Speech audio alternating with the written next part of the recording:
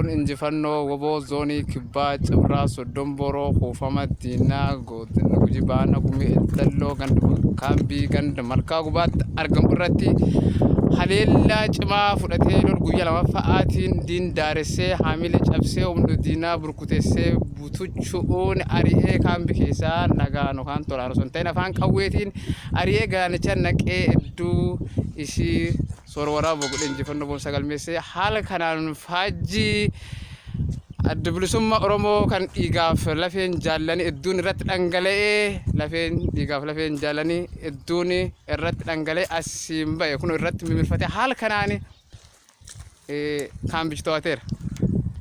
Kanaafuu jaalattootaa fi deeggartoonni qabsoo bilisummaa Oromoo hunduu baggammaddan baggamman.